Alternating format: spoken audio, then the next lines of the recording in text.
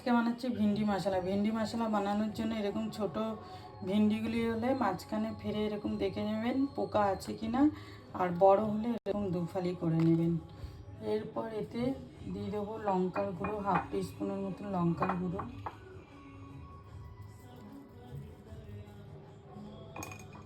হলুদ গুঁড়ো,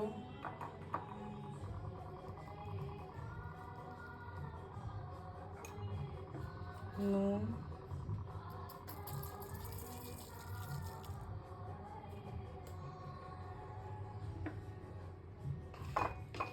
আর 1/2 টিস্পুনের মতন আদা রসুন বাটা,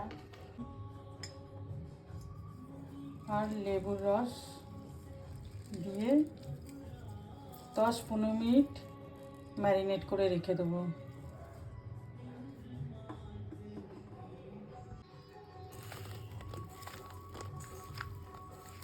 এইভাবে 10-15 মিনিট রেখে দেবো ভিন্ডিটাকে। কড়া গরম হয়ে গেছে, এতে আমরা ওই যে ম্যারিনেট করে রেখেছিলাম ভিন্ডিটাকে দিয়ে দেব। 3 টেবিল স্পুনের মতন সরষের তেল দিয়েছি।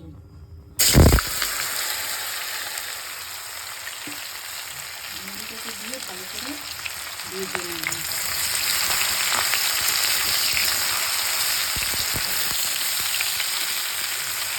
2 টেবিল স্পুন টক দই দিয়ে নিয়েছি, তাতে জিরের গুঁড়ো 1 টিস্পুন, ধনের গুঁড়ো 1 টিস্পুন, হলুদ গুঁড়ো 1 টিস্পুন, আর কাশ্মীরি রেড চিলি পাউডার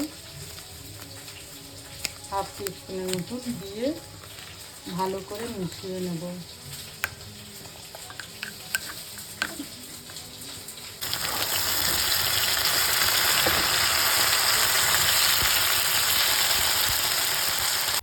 ভিন্ডি ভাজা তেলের মধ্যে 1/2 টিস্পুনের মতন গোটা জিরে দিয়ে দিয়েছি ফোড়নে। এরপর এতে দিয়ে দেবো 3টে মিডিয়াম সাইজের পেঁয়াজ কুচি দিয়ে ভালো করে ভেজে নেব।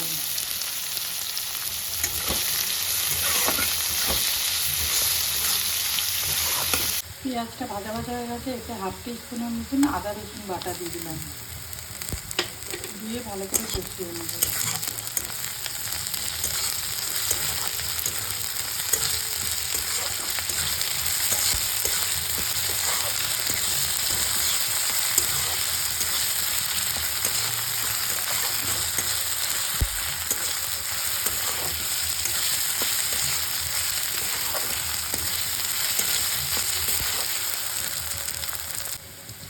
একটা ছোট সাইজের টমেটো কুচি,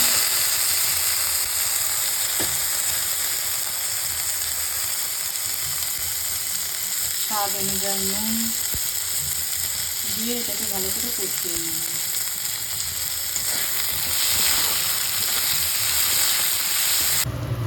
ভালো করে কষানোর পর এরপর যে টক দইটা ফেটিয়ে রেখে দিয়েছিলাম মশলার সমেত, সেটা ভালো করে মিশিয়ে দেবো, কষিয়ে নেবো এটাকে মিশিয়ে।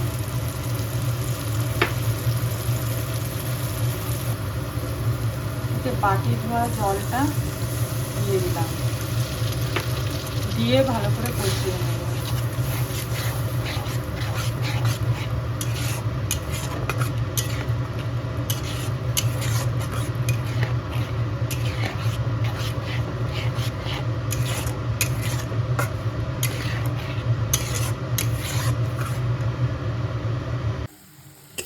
মশলা ভালো করে কষানো হয়ে গেছে, এর থেকে তেলও ছেড়ে দিচ্ছে।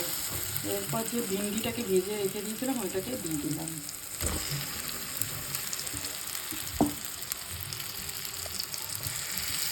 ভালো করে মিশিয়ে নেব।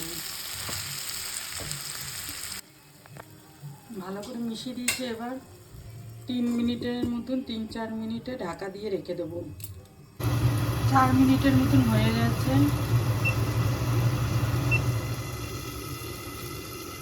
4 মিনিটের মতন হয়ে গেছে, এবার ঢাকনাটা খুলে দেখে নিই। গ্রেভিটা আপনারা আপনাদের অনুযায়ী রাখবেন, আমাদের এরকম ঠিক আছে। এরপর গ্যাসটাকে বন্ধ করে রেখে দেবো। এইভাবে একবার ভিন্ডি মশলা করে দেখবেন, খুব ভালো লাগে খেতে, গরম পরোটা, রুটি, ভাতের সাথে।